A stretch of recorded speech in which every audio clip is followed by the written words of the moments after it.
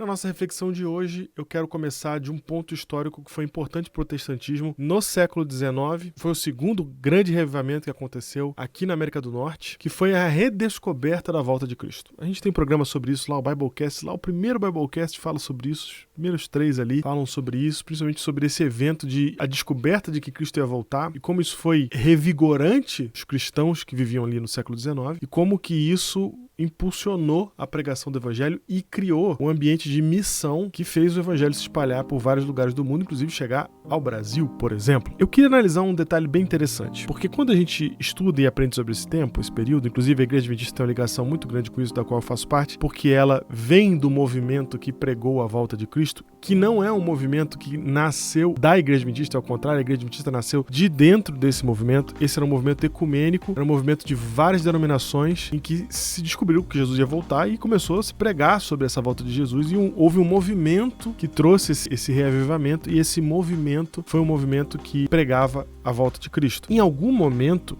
não foi desde o começo, como muitos pensam, em algum momento esse movimento resolveu marcar uma data, resolveu que uma das profecias com números, com datas, que realmente fechava ali no período deles, eles acreditaram que o fechamento da profecia seria a volta de Cristo e acabaram aceitando, então, depois de um tempo, que aquele momento seria o momento do retorno de Cristo e marcaram, vamos colocar assim, a data da volta de Cristo. Como a gente sabe, Jesus não voltou naquele tempo, como a gente sabe, foi um erro ter feito isso. E é muito interessante quando você vê, por exemplo, você lê a Bíblia e você vê Jesus falando que o dia e a hora ninguém sabe. E quando a gente vê Jesus falando disso, a gente fala assim, mas os caras não leram isso? Eu sempre me fiz essa pergunta, né? Eu sempre me perguntei por que é que os caras não se ligaram que tem um verso claro de Cristo falando que o dia e a hora ninguém sabe. Porque eles não viram o que Jesus está fazendo aqui em Mateus 24, quando o pessoal pergunta quando, a última coisa que ele fala é quando não tem, vocês nunca vão saber quando é. Eu falei, cara, por que eles não perceberam? Eles estudavam as coisas afinco, com detalhes, mas deixaram passar um negócio desse tão grande. Como é que pode, né? Eu sempre me perguntei isso.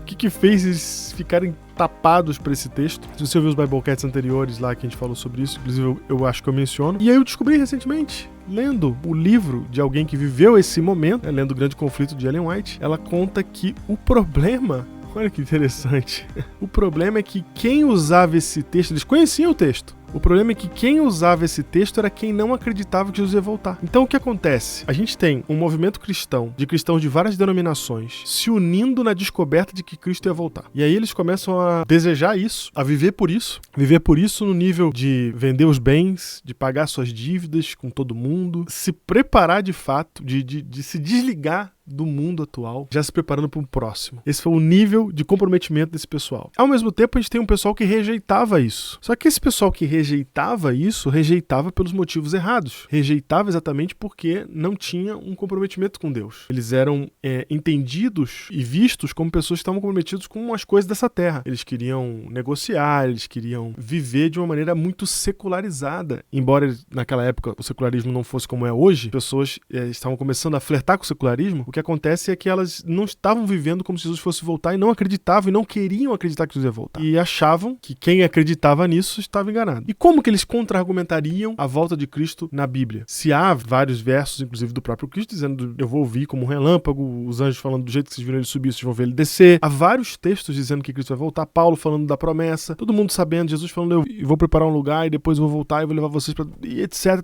Tá tudo ali na Bíblia. Como que eles vão argumentar que isso não vai acontecer? Lembrando que a igreja não acreditava mais que Jesus ia voltar, porque no século IV, Agostinho declarou que Jesus tinha voltado com a instituição da igreja na Terra, que foi o catolicismo. E as pessoas acreditaram nisso, porque fez sentido, afinal de contas, o maior império da Terra era cristão, naquele momento, né? As pessoas acabaram acreditando nisso. Quando a gente redescobre a Bíblia, porque a gente ganha acesso a ela novamente com a Reforma Protestante, a gente descobre várias coisas que estavam escritas aqui que a gente não sabia, e uma delas é que Jesus ia voltar. Só que aí, a galera que estava aqui na América do Norte durante esse período, que estava dentro das denominações, esse movimento era um movimento supradenominacional. Ele não era de uma denominação em si. Então, dentro das igrejas tinha gente que acreditava e que não acreditava. E os que não acreditavam usavam como argumento contra os que acreditavam o texto, o dia e a hora. Ninguém sabe. Então, quando você fica convencido da sua posição, o que acaba acontecendo é que você se intoxica com essa posição, ao ponto de rejeitar uma ideia que está correta porque saiu dos lábios daquele que está no espectro oposto ao seu. Tá entendendo o que eu quero chegar? Onde eu quero chegar? Acontece que quando a gente está intoxicado, a gente pode ouvir até a coisa certa, mas a gente não vai aceitar porque a gente entende que a outra pessoa está numa posição de erro, porque não é a minha posição. Por causa disso, quem estava certo, Jesus ia voltar, estava errado, porque não ia voltar na data que eles acharam. E quem estava errado, porque não esperava Cristo voltar, estava certo, porque estava usando o texto corretamente. Primeiro tem um conceito muito interessante aqui, que é o fato da infalibilidade. Isso tinha que acontecer anyway, estava dito que ia acontecer, Apocalipse capítulo 10, João já descreve essa cena, ele já sabe que isso vai acontecer. A Bíblia já tinha explicado que iria acontecer essa confusão. E aí traz pra gente um conceito muito importante, que é o conceito de infalibilidade. Um dia eu quero gravar um vídeo só sobre isso, mas falar rapidinho aqui pra vocês. Não quer dizer que não haja erros na revelação, ou em quem participou da revelação. Quer dizer que, apesar dos erros da igreja, das pessoas, dos profetas, apesar dos erros, a vontade de Deus vai ser feita de qualquer jeito. Ela é infalível, não vai falhar. O que Deus falou que vai acontecer, vai acontecer. O que Deus falou que vai realizar, ele vai realizar. Não vai falhar, a despeito dos nossos erros. E esse é um grande exemplo disso, porque, embora tenha sido um erro, ter dito que data que era, se eles não tivessem feito isso, não teria havido o vigor da pregação daquele tempo, que fez com que as missões para o mundo inteiro surgisse, que veio para a América do Sul, que foi para a África, que foi para a Ásia, que foi para outros lugares do mundo que ainda não tinham chegado. Ela estava ali, represada. O evangelho estava represado ali. Não fosse esse erro, não haveria a expansão do evangelho pelo mundo. O que quer dizer que Deus sabia do erro, estava previsto na Apocalipse 10. Por meio deste, né, ou através deste, ainda assim faz a sua vontade acontecer. Mas o detalhe que eu quero não é falar disso, da infalibilidade, eu quero falar aqui da intoxicação. A verdade estava dita ali no texto, realmente, mas porque saía da boca daqueles que não criam, porque saía da boca daqueles que se opunham a outra verdade ainda maior, não foi aceito. Então isso está acontecendo muito hoje no nosso tempo, né? A gente está tão intoxicado das nossas ideologias que as coisas boas da ideologia oposta a gente não vai aceitar, porque vai que... Imagina o seguinte, você está pregando que Jesus vai voltar, você crê que Jesus vai voltar, mas tem uma galerinha que não acredita. Essa galerinha usa esse texto. Aí você fala assim, não, você tem que ignorar esse texto, você tem que passar por cima dele, você tem que jogar outros textos em cima e ignorar aquele. Não fala dele não, fala dos outros. Porque, afinal de contas, começa assim, né? Começa assim. Começa falando que o dia e a hora ninguém sabe, daqui a pouco tá falando que não vai vir mais. Entendeu o que acontece? A gente se intoxica. Mesmo a gente estando do lado certo, a gente se intoxica. E eu acho que cabe pra gente, nesse momento, fazer uma reflexão da nossa intoxicação com as nossas próprias ideias, com as nossas próprias convicções. Cabe a gente sempre se questionar nelas. Não cabe, eu acho, a gente se petrificar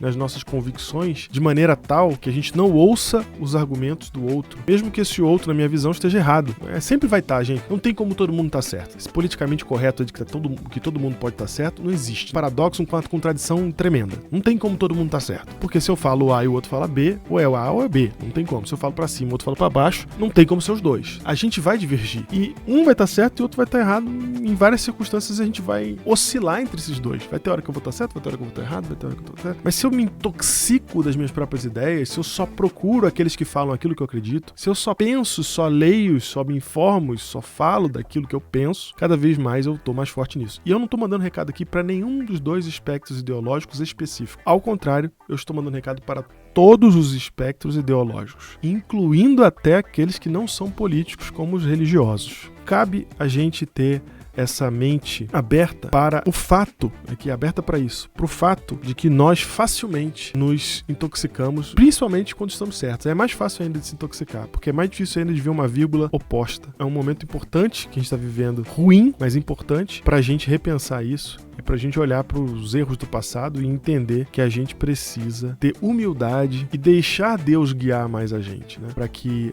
a gente consiga, nesta conversa, achar coisas que vão apontar o que eu não consigo ver. Eu acho que é muito melhor do que a gente viver com pontos cegos porque estamos inebriados, sufocados, intoxicados por aquilo que a gente acredita e acha que é certo.